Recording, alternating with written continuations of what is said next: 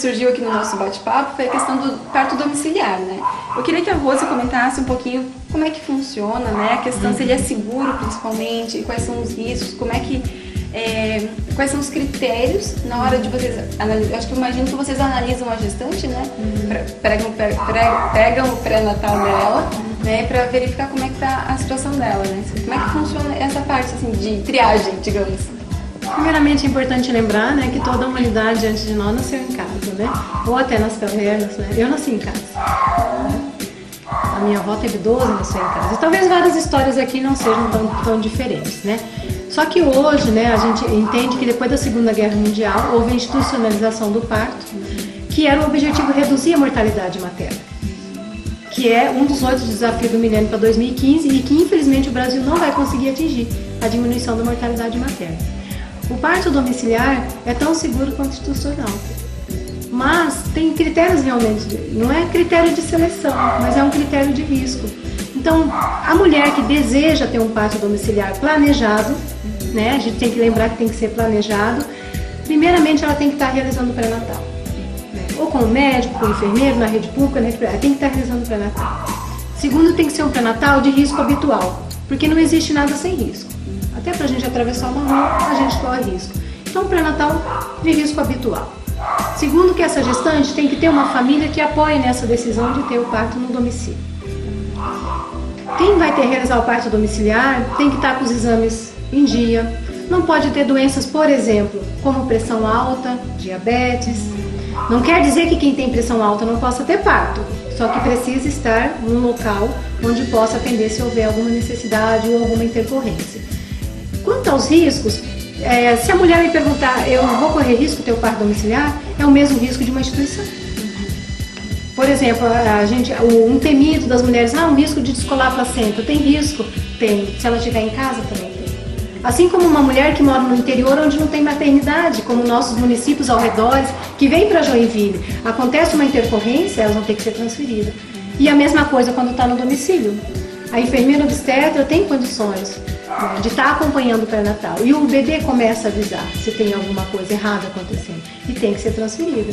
E a gestante também tem que concordar com isso. Então, por isso tem que ser bem planejado, tem que ser bem conversado com a família, todos têm que estar de acordo, tem que estar próximo do serviço de emergência, né? Não dá para realizar um parto lá numa fazenda, longe de tudo, que era uma diferença muito grande dos partos de antigamente. Tudo era muito longe, tudo era muito difícil, né? Então, hoje a mulher tem um acesso muito fácil. Então, essa mulher tem condições de realizar o parto se ela deseja. Assim como também a gente tem que contemplar as que querem ter também nas maternidades, nas casas de parto, que é uma proposta hoje da Rede Cegonha, onde tiver mais de 100 mil habitantes. Então, que a mulher seja contemplada aonde ela se sente segura. Né? A Organização Mundial de Saúde diz isso, que o local mais seguro para se ter um parto é onde a mulher se sinta segura. Então, se é uma mulher que tem um pré-natal de alto risco, já é uma mulher que a gente não vai poder acompanhar no domicílio. Pode até acompanhar no hospital, se ela assim desejar, mas não no domicílio. Mas ela também pode ter o parto domiciliar. E a questão, se a gestante pretende fazer um parto domiciliar, né? Como é que funciona realmente ali? Como é que ela vai... assim, as pessoas que vão estar ali com ela, né? Vai estar um obstetra, vai estar só enfermeiro ou obstetra. Como é que funciona os profissionais? Essa palavra-chave. Os profissionais. Na verdade, por exemplo, existem vários modelos de atendimento ao parto domiciliar.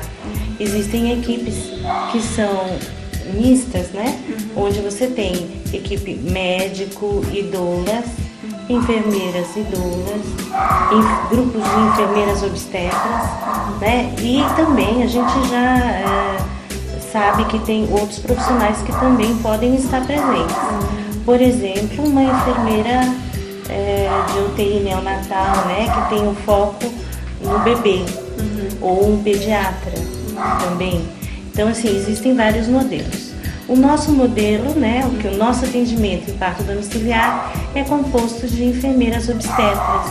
Todas nós somos enfermeiras obstetras e eu sou doula, né? Quer dizer, a gente fez uma formação para que a gente pudesse dar um atendimento mais focado mesmo na necessidade da gestante, né, e que a gente pudesse estar entendendo, compreendendo a natureza feminina dela e estar dando esse apoio.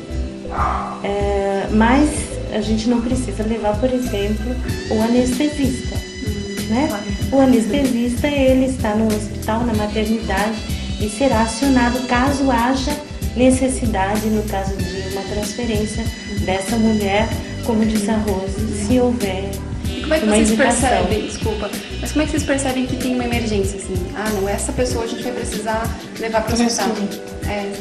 É muito tempo de trabalho, né? Não pode se formar hoje e trabalhar. Longo, mas assim, nesses anos de trabalho, o bebê ele pode alterar batimento cardíaco. A gente sabe que o batimento cardíaco do bebê é de 120 a 160 por minuto.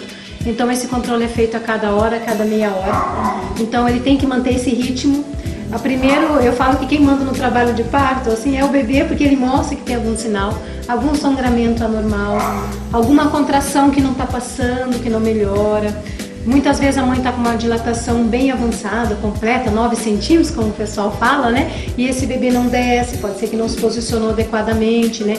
Então o enfermeiro obstetra tem condições de avaliar, que a gente chama até de distócia. E parto com distócia nós não podemos atender. Então muitas vezes tem que ser transferido. E não é uma transferência de risco nesse momento. Agora, um sangramento já aumentado pode ser uma indicação de risco e tem que ser transferido. Mas também pode ter mulheres que estão no trabalho de parto e falam, eu estou com muita dor, eu preciso de uma analgesia de parto, eu preciso ir para uma maternidade. E a gente tem que respeitar isso e transferir, porque ela quer um medicamento para dor, que no domicílio a gente não tem. O que a gente tem é a banheira, a água, né, que é um dos recursos bons e que funciona é o parto na água e a banheira, que auxilia no alívio da dor. Então a gente utiliza métodos não farmacológicos para o alívio da dor. Então no parto domiciliar planejado ela já sabe que tipo de métodos que ela pode utilizar para aliviar a dor, né? Mas se em algum momento ela falar, estou com muita dor, precisa ser transferida, também vai ser. Uma alteração de pressão arterial, você está lá com uma gestante acompanhando essa pressão, está aumentando, não dá para ficar com ela em casa. Então tem alguns sinais que vão demonstrando que o trabalho de parto não está bem. E assim como também o neném pode nascer e você pode ter, por exemplo, um sangramento depois do parto. Também vai ter que ser transferido.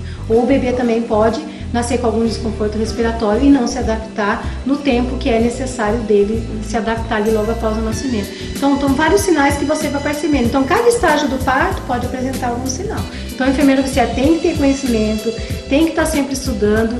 E eu sempre falo que estudar hoje, falar de obstetrícia, é estudar medicina baseada em evidência. Hoje não dá para se trabalhar com atendimento obstétrico no achismo disso, no achismo daquilo, no achismo das minhas pacientes, das minhas gestantes. Não. Hoje tem que se trabalhar com medicina baseada em evidência, com estudos longos, com estudos com mais de 5.000 gestantes, para que você consiga isso.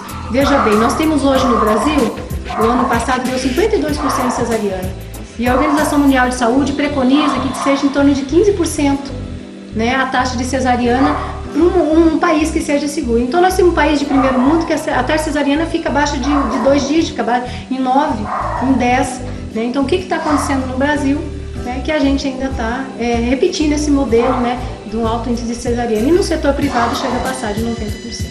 Meninas, muito obrigada. Eu acho que esse bate-papo aqui rendeu muito mesmo. Eu agradeço de coração vocês terem tirado um pouquinho do tempo de vocês para nos ensinar, né, um pouquinho mais sobre parto domiciliar, como é importante a gente se preparar realmente para essa hora tão especial.